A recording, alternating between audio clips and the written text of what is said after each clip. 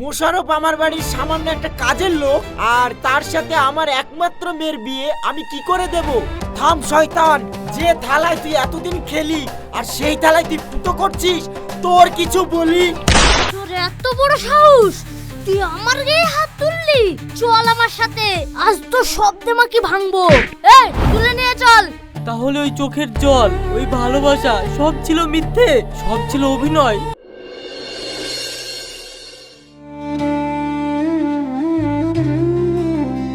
সিমরান, সিমরান, তুমি মাঠ থেকে চলে এসছো? হ্যাঁ এই দেখো মুনিশের টাকা পেয়েছি, টাকাগুলো রাখো। ওগো, এই কত টাকা নিয়ে এসছো? এই টাকায় আমাদের সংসার চলবে কি করে? আবার আমার যে কতদিনের শখ রান্নাঘরে একটা গ্যাসের চুলা আনবো।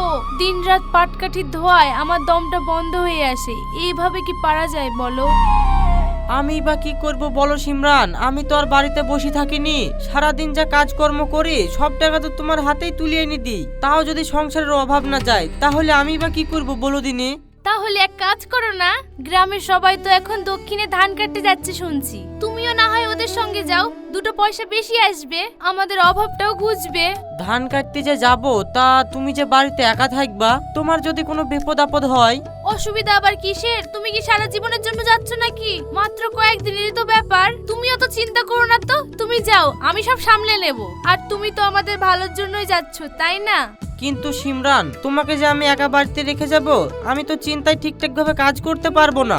আচ্ছা ঠিক আছে, আমি না হয় এই কদিন মায়ের বাড়ি গিয়ে থেকে আসবো, তাহলে তো হবে। তুমি যদি না যাও তাহলে আমাদের এই সংসারের অভাব কোনোদিনই ঘুচবে না। ঠিক আছে, তুমি যখন এত করে বলছো তাহলে আমি দেখছি কারা কারা যাচ্ছে, তাদের সাথেই না হয় চলে যাব। ঠিক আছে, তুমি এই নিয়ে বেশি ভেবো না, যাও তুমি গোসল করে এসো, আমি তোমার জন্য ভাত খুলছি।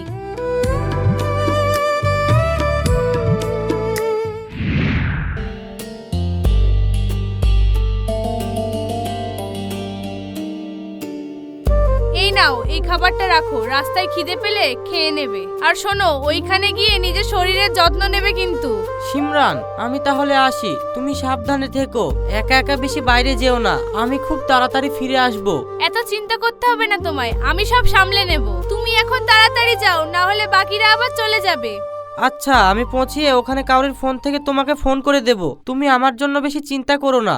ঠিক আছে ঠিক আছে, এখন যাও তো, যাবার সময় বেশি কথা বলতে হয় না। ঠিক আছে, আমি আসছি সিমরান।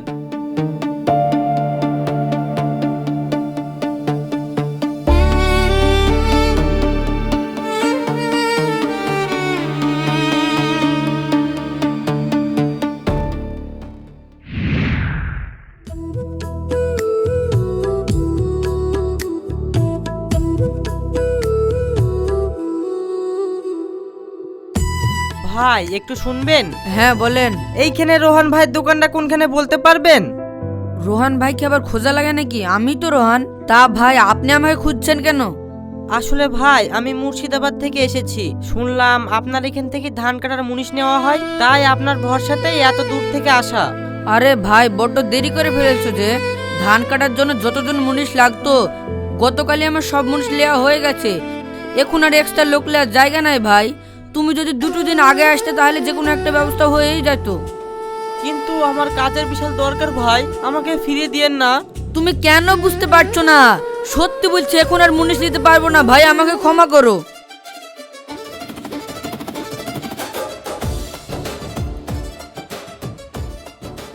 চোর চোর চোর চোর, এই চোর চোর চোর, ধরো ধরো ধরো, চোর চোর চোর, ধরো ধরো ধরো।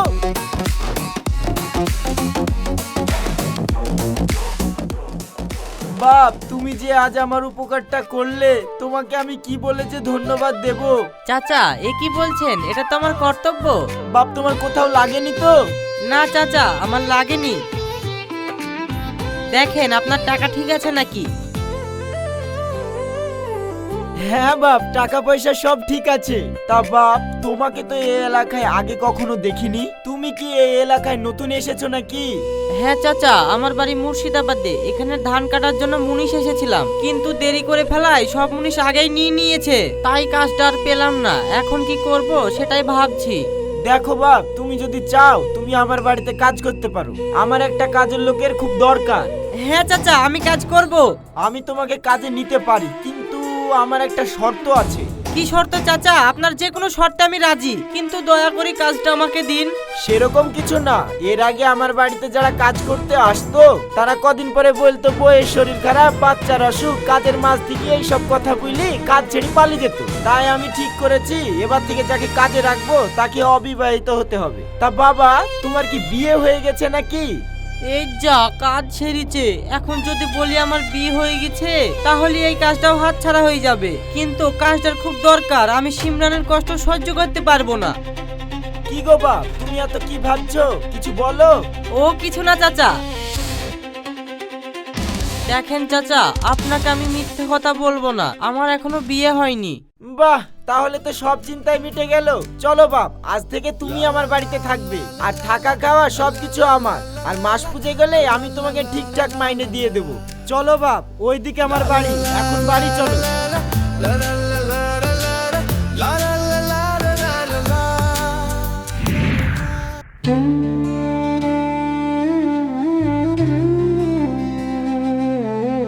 আব্বা, আমি কলেজে চলে যাচ্ছি। কি ব্যাপার আব্বা, এই লোকটা আবার কে? আমাদের বাড়িতে তো আগে কখনো দেখিনি। মা, ওর নাম হলো মুশারফ। কাল ওকে আমাদের বাড়ির কাজের জন্য রেখেছি, আর ছেলেটা খুব ভালো। আব্বা, তোমার কি কোনো কাণ্ডব জ্ঞান নেই? চেনো না জানো না একটা অচেনা লোককে বাড়িতে হুট করে কাজে রেখে দিলে? দেখ মা, আমি ব্যবসা করি, তাই আমার মানুষ চিনতে খুব একটা ভুল হয় না। তাছাড়া কাল বাজারে আমার মানিব্যাগটা যখন চুরি হয়ে যাচ্ছিল তখন এই ছেলেটা নিজের প্রাণের ঝুঁকি নিয়ে চোরটাকে ধরে আমার মানিব্যাগটা ফিরিয়ে দিয়েছে। ছেলেটা খুব সৎ, খারাপ না, ওর উপরে আমার পুরো বিশ্বাস আছে। তুই অযথাই চিন্তা করছিস মা। ঠিক আছে, তুমি যা ভালো বোঝো তাই করো, পরে কিছু হলে আমাকে বলবে না। ডিসকাস্টিং।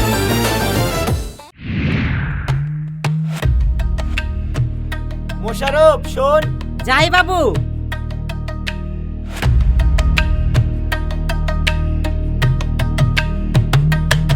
হ্যাঁ বলেন বাবু। সন্ধ্যা হয়ে গেল, এখনো সোনালি তো বাড়ি ফিরলো না। আর রৌশনকেও বললো আসার সময় স্কুল থেকে নিয়ে আসবে, সেও তো আসলো না। তাহলে মনে হয় ওরা দুজন একসাথে আছে। রাস্তায় আবার ওদের দুজনের কোনো বিপদ হলো না তো? বাবু আপনি এত চিন্তা করবেন না, দিদিমণি ঠিক চলে আসবে। আর তাছাড়া উনি তো ছোট বাচ্চা নয়। আরে আমি সোনালির জন্য ভাবছি না, কিন্তু রৌশন তো একটা ছোট বাচ্চা। ওদের ফেরার সময় হয়ে গেল, তাও এখনো ফিরলো না। তুই জানা বাপ, একটু গিয়ে দেখ ওদের কোনো বিপদ হলো না তো। আপনি কোনো চিন্তা করবেন না বাবু, আমি এক্ষুনি যাচ্ছি।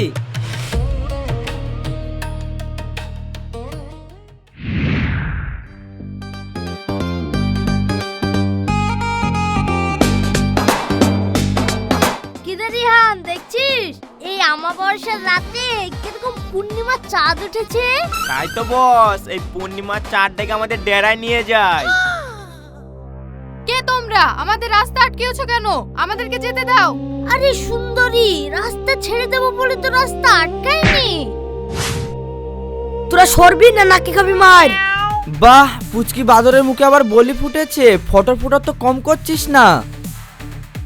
এ কাকা, বাচ্চা ভেবে ভুল করিস না। আমি এলাম ছোট প্যাকেট বড় ধামাকা, এক চুটকিতে তোদের সবাইকে উড়িয়ে দেবো। ছাড় শয়তান, ছাড় ছাড় বলছি। তোর এত বড় সাহস, তুই আমার গায়ে হাত তুললি? চল আমার সাথে, আজ তো সব দেমাকি ভাঙবো। এই, তুলে নিয়ে চল। এই, এই।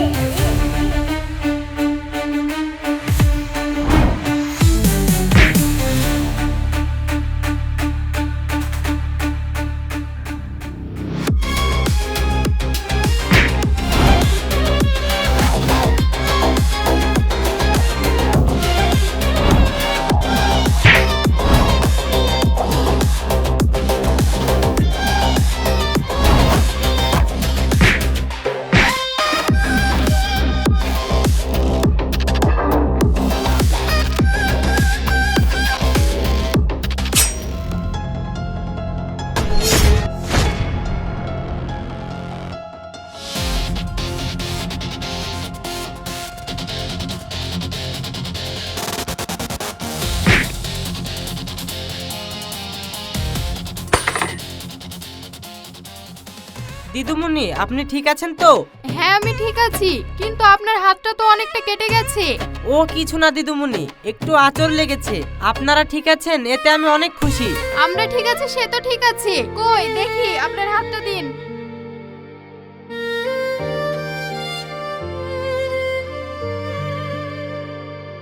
ইস, খুব ব্যথা লাগছে তাই না? এই সব কিছু হয়েছে আমার জন্য। আপনার যদি বড় কিছু হয়ে যেত তাহলে আমি নিজেকে কোনোদিনও ক্ষমা করতে পারতাম না। আরে দিদুমণি আপনি ওরকম ভাবে বলছেন কেন?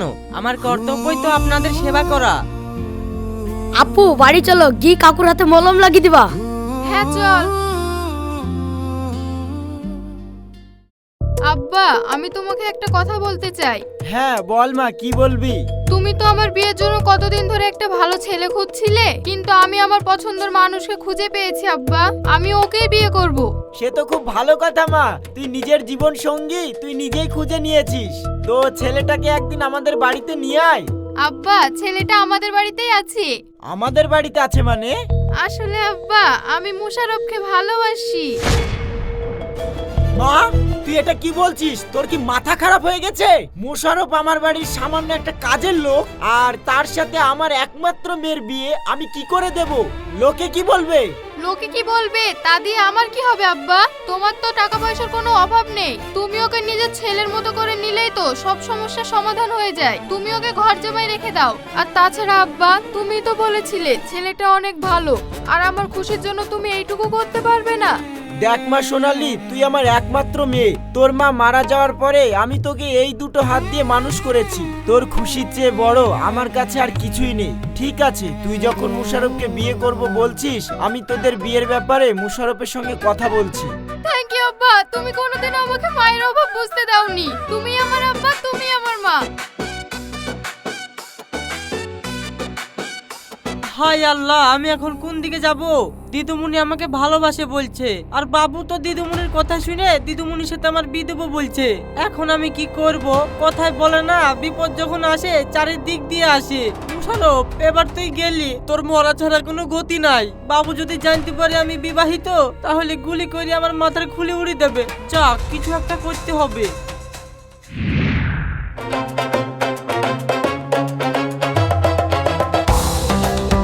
আজ আমার হাত থেকে তোর কোনো নিস্তার নেই। আমার সাথে বাটফারি, থাম শয়তান। যে থালায় তুই এতদিন খেলি আর সেই থালায় তুই ফুটো করছিস, তোর কিছু বলি?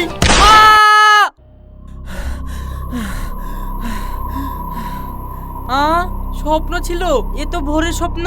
এ তো সত্যি হওয়ার আগেই যে করি হোক আমাকে এখান থেকে পালাতে হবে। আমি না সোনালীকে কষ্ট দিতে পারবো, আর না সোনালীকে বিয়ে করতে পারবো। যাই, আমি আমার বউয়ের কাছে ফিরে যাই। ওই মাঠে ঘাটে কাজ করি দিন চলে যাবে, শহরে আসার দরকার নাই।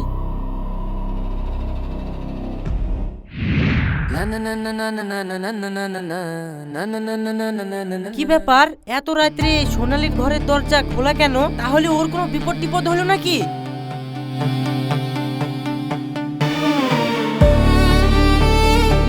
আর কতদিন সিমরান এভাবে লুকিয়ে লুকিয়ে? আর আমার ভালো লাগছে না। চলো না কালকে আমরা এখান থেকে পালিয়ে যাই। এইসব আমি কি শুনছি? তাহলে সিমরান আমাকে ঠকাচ্ছে? আরে পাগলা, এত তাড়া কিসের? আমার স্বামী তো কাজে গেছে, ওকে ফিরতে দাও। ও ফিরলেই তো দুটো পয়সা হাতে আসবে। ওই টাকাগুলো নিয়েই তো আমরা আমাদের নতুন জীবন শুরু করব। তখন আর আমাদের কোনো অভাব থাকবে না। ছি ছি ছি ছি, এ আমি কি দেখলাম? এ আমি কি শুনলাম? যার একটু মুখের হাসির জন্য, যার একটু সুখের জন্য আমি নিজের পরিচয়, নিজের সত্যটা পর্যন্ত মিথ্যা করে দিলাম, সে আমার আড়ালে এই খেলা খেলছে। আমার ভাবতেও ঘৃণা লাগছে। তাহলে ওই চোখের জল, ওই ভালোবাসা সব ছিল মিথ্যে, সব ছিল অভিনয়। ও আমাকে কোনোদিন ভালোই বাসেনি। ও শুধু আমার টাকাটাকে ভালোবেসেছে। যেই ঘরে আমার ভালোবাসার কোনো দাম নেই, যেই মানুষ আমার বিশ্বাসের মর্যাদা রেখেনি, সেইখানে আমি আর কোনোদিনে ফিরবো না।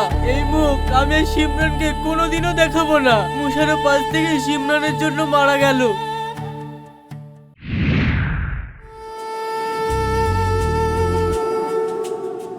বাবা, তোমার জীবনের কথা শোনার পর সত্যি আমার প্রথমে খুব রাগ হয়েছিল আর মনে হয়েছিল তুমি আমার বিশ্বাস ভেঙেছো। তারপরে আমি ভাবলাম তুমি যে মিথ্যে কথাটা বলেছিলে তার পেছনে কোনো পাপ ছিল না, ছিল তোমার স্ত্রীর প্রতি গভীর ভালোবাসা। তুমি তাকে এতটাই ভালোবেসেছিলে যে তার জন্য তুমি সবকিছু করতে পারতে, কিন্তু আফসোস সে তোমার ভালোবাসার কোনো দাম দিতে পারলো না। সে হীরাকে ফেলে কাঁচকে তুলে নিল। আর যে তোমার অতীত ছিল তাকে ভুলে যাও বাবা। যে তোমাকে বোঝেনি তার জন্য চোখের জল ফেলে কোনো লাভ নেই, বরং তার দিকে তাকাও যে তোমার সত্যটা জেনেও তোমার জন্য অপেক্ষা করছে। সোনালি তোমাকে মন থেকে ভালোবাসে। আমি চাই তোমার অতীতের সব কষ্ট ভুলে গিয়ে একটা নতুন জীবন শুরু করো। তুমি সোনালিকে বিয়ে করে আমার কাছে ঘর জামাই থেকে যাও। আর আমারও বয়স হয়েছে, এবার থেকে আমার ব্যবসাগুলো তোমাকেই দেখতে হবে। আজ থেকে তুমি আর এই বাড়ির কাজের লোক নও, তুমি আমার জামাই, আমার ছেলে। বলো, আমার এই শেষ অনুরোধটা তুমি রাখবে বাবা? এইসব আপনি কি বলছেন বাবু? আমি তো সামান্য একজন চাষি ছিলাম, আমার তো সবকিছু শেষ হয়ে গেছিল। আপনি শুধু আমাকে আশ্রয় দেননি, একটি নতুন জীবন দিয়েছেন। আমি আপনাকে কথা দিচ্ছি, আমি সোনালীকে অনেক সুখে রাখবো। মা, তোর হাতটা দে। বাবা, আজ থেকে আমার মেয়ের সব দায় দায়িত্ব তোমার, তুমি ওকে সুখে রেখো।